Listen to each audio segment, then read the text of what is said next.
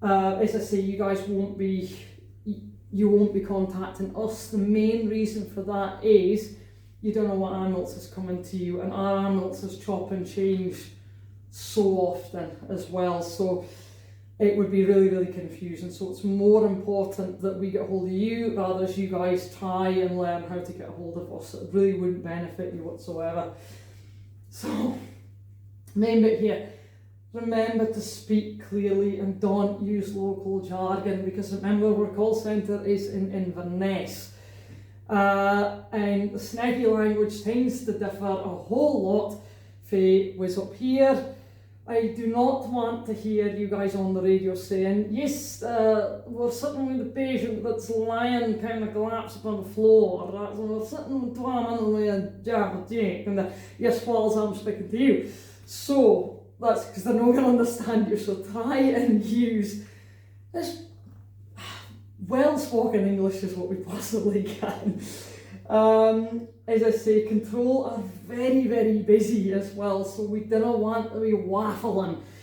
Keep a nice, short, precise talk here. There is a way that we do this, which I'm going to show you now. We use certain phrases. So, big one is over. This is a lot of the time I see responders forgetting to end the message with over. And there's a little bit of a delay of if they definitely finished their message or if they're not. So make sure you're using this language, because this is the hymn book that we all sing for. And if we all do that, we're all communicating the same and it just runs far more smoothly. So you have received a message from control.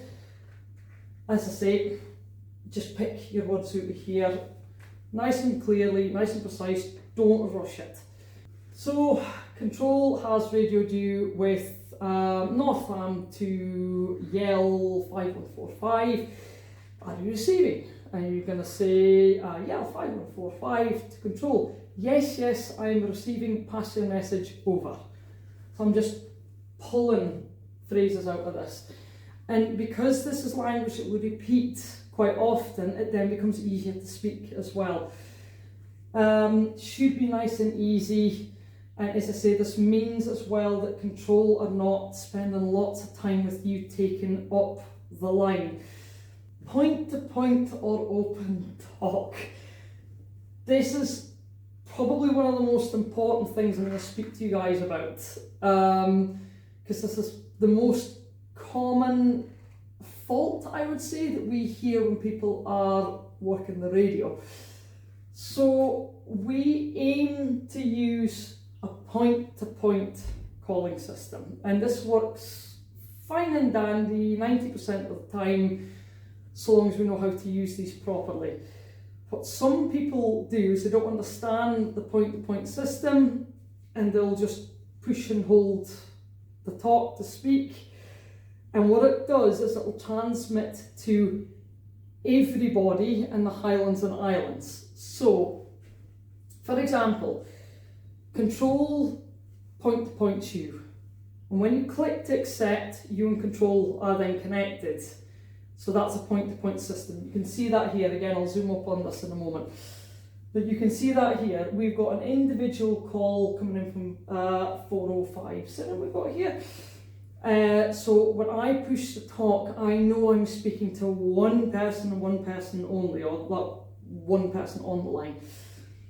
Now, when I haven't clicked to accept a call, when I've not point to point at someone, if I was to push and hold this right now, as you can see down here, we discussed earlier on about talk groups. So we're on talk group 7, which is for the Highlands, Islands, Western Isles. And so that means that everybody that is on that talk group, which trust me is a lot of ambulances, is going to hear everything that you say.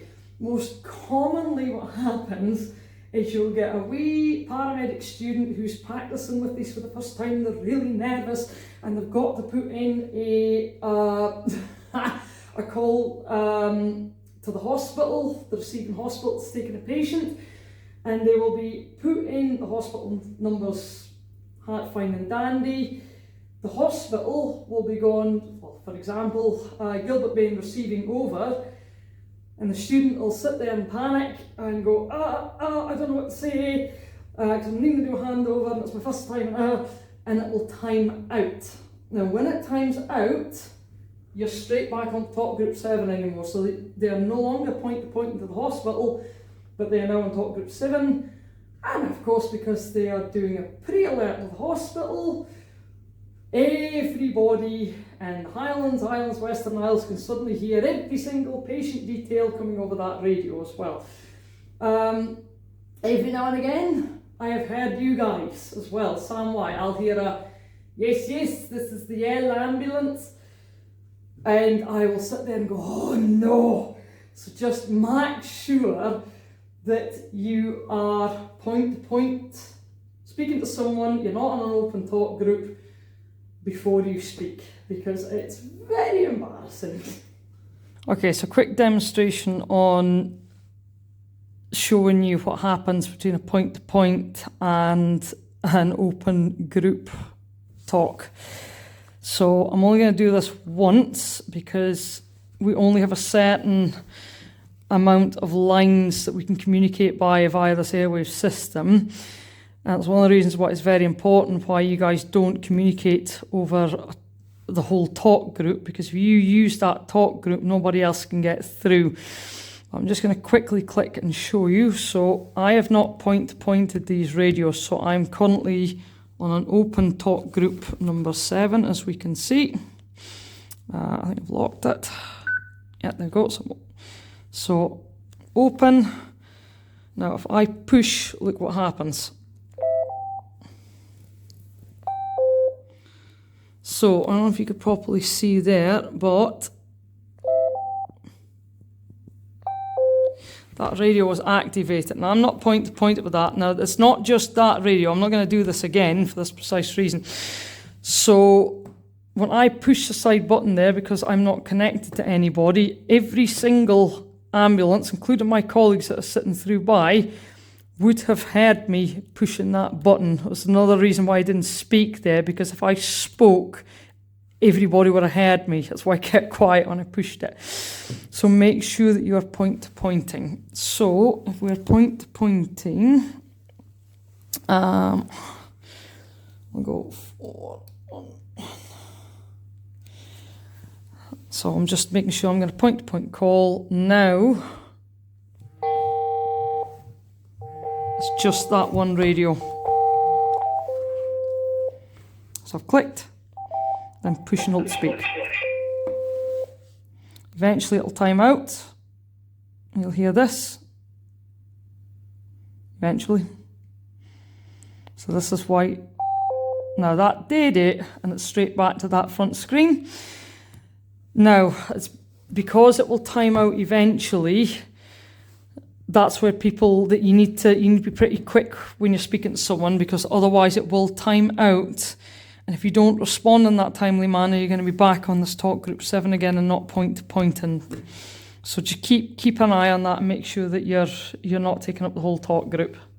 Remember, guys, as well, the big thing with effective communication, you are representing the Scottish Ambulance Service, and we do expect a nice high level of professionalism all times. So be polite, be professional, don't embarrass your team is the main thing. You know, as I say, in times where somebody's made a mistake and they've pushed the top button at the side and they're actually an open group and they're rivelling and ranting away in the background, it's embarrassing. So just make sure that you're maintaining a level of professionalism here. We will record all communication between ourselves, control, you guys, and this is audited as well, so make sure that you are using as less time on the radios as possible, because as I say, if it's starting coming through, you guys are waffling for several minutes on the radio and you're taking up a line, it is going to start to be questioned why. We do take abuse towards our staff members very, very, very seriously as well. So I don't care how stressed you are, I don't care how horrid the situation is, Be professional, remain polite. We are all trying to do our best here. A big orange button up at the top. So this one here, guys, right up at the top. Don't push it unless you have to, because you will freak everyone out. Which is fine when it is necessary to give us a bit of a bluff and say, oh, actually, our responders is in trouble here and somebody needs to come and help them. God forbid, but if you are in that situation where you come into a house, you have checked for danger, suddenly the patient starts kicking off and they're coming at you with a knife, you can't escape, you need the police straight away. So what to do, push and hold the top button and shout code 0, code 0. Screaming help also works. This, so we spoke about that tiered system in control before, this puts up a big red ding ding ding in Inverness, somebody's being attacked. What that will then do is it will open the talk group. So if you push and hold that red button and start screaming for help, everybody in talk group 7 will be able to hear you. It is not nice to listen to. I have heard it a couple of times in the past where you hear your colleague in Aberdeen or wherever suddenly shouting for help and promptly trying to run away. It's not nice. But it's a measure that's in place to protect all of us and make sure that we're also staying away from the scene if there is a danger involved. Control will immediately alert the police. Appreciate you guys being in the aisles. It is going to take a while for the police to get there for you guys. They'll do their best. But the main thing is, if you're in danger, immediately in danger, push that button, hold, scream for help, shout code 0, get yourselves out of the situation, run. If you push it in error, which again happens, used to happen the whole time, where we had clips up here and we were shifting the radio, we would push and hold them by accident. Don't swear. It's the first thing we usually hear is somebody on the talk group swearing. Don't do that. Just apologise and say, oh, control, I have pushed the orange button, I'm really sorry, I'm okay. They'll clear the talk group after that. So what we will see, as I say, we'll be able to hear it because it opens the talk group. You'll get a triangle that appears on your radio as well, and it makes like a bit of a alarm noise.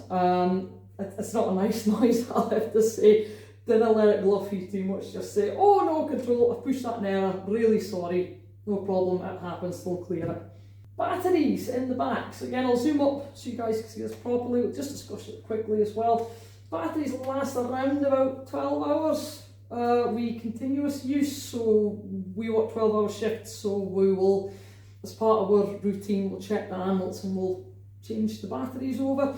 You guys, obviously that's not going to be the case because you'll just be using them if and when you get a shout. So our advice for you guys is just at the beginning of each shout, you go and you pick up your ambulance, get into your lock safes, take your radio out, quickly change the battery, clip it onto your uniform, then you're good to go. Obviously the front terminal doesn't need change because it just comes off of the system. Main thing to keep an eye on is your battery chargers. We've had a little bit of problem with these in the past because the batteries don't charge very well in the aisles because you guys are not using your vehicles as often.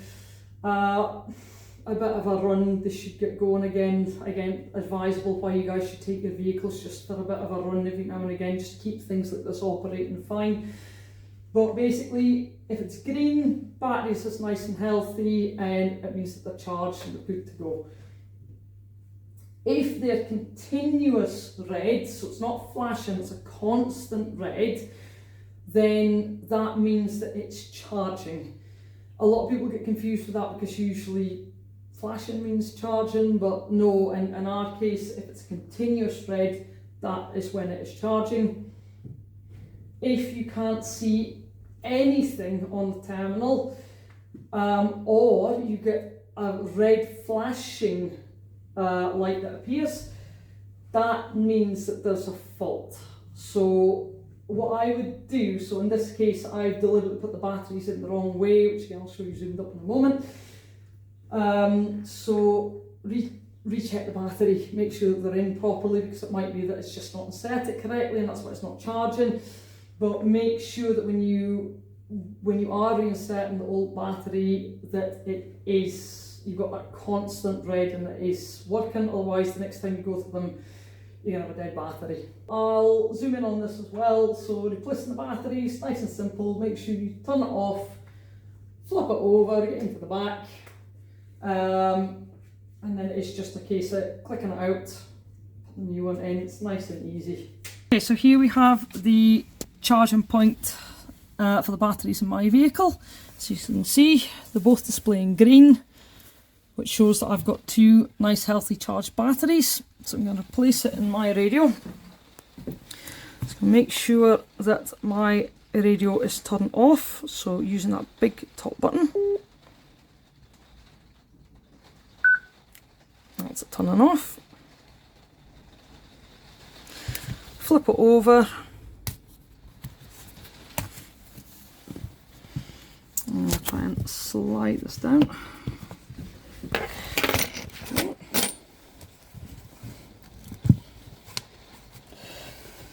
Go. And all I need to do is there is a button at the bottom here, so don't force them out. As you can see, there's like a little clippy button right at the bottom there. And I'm just gonna click and lift it up, just like so. As I said, don't force them, because they should just click via that button there. Take it into the Mac, paying attention as to which way around the radio is. A little bit of Velcro there. Pull it up and out. You can see that's the way it goes. Take that one away. And then pop this one in. Velcro down so it's nice and secure. And there it is. So I've got a constant red, which means that's charging. Now, if I was to put that in the wrong way, let's see, it should go off. So say I put it in this way. Wait a little minute. Okay, I've got no light. And I'm paying attention to that, so okay, I must have put it in the wrong way. So just make sure in the right way. Ta-da, done. Again, putting the new battery back in. Nice and simple. I might use both hands for this actually. So pop that in. Oh, so I'm going to need two hands for this. There we go. So again, and then that should just click in like so. Them in. You might hear a bit of a click. I think the little tab on this one's kind of a bit worn. Make sure you're clicking it back up again. That's it. This one's come on automatically, so I'll put in the pin. That's actually going to be a good example to show you. Aha. They put the pin in wrong there. That's actually if you do just as I've done, so I'll say 1 2 3 4, so say I've put that, I've pushed a button in error, and I know I did that. Just to delete it, just back. So I'm going to put in the right pin now. There we go, that's better. It's turned on, and then I'm just going to push and hold that to make sure it's locked. So done. That's it, guys. So nice and easy session. Hope you guys have managed to pick up something for this. As I say, it's one of those things, if you use it regularly enough, it just becomes almost like using your mobile phone. Again, they're really pretty simple. So just make sure that you are clipping them onto your belt, your jackets. Make sure you're looking after them, not losing them, and do try and keep them on you at all times when you have got a job. I appreciate Not all of you likes taking them out because of that's lack of signal or for whatever reason, or I'm not comfortable using them. As I say, the more you do use them, the more comfortable with them you will get. It is important that we and control can get a hold of you at any time when you are out with a patient, so please do try and keep them on at all times. So hope you guys are keeping super, and we will see you in the next one. Bye bye.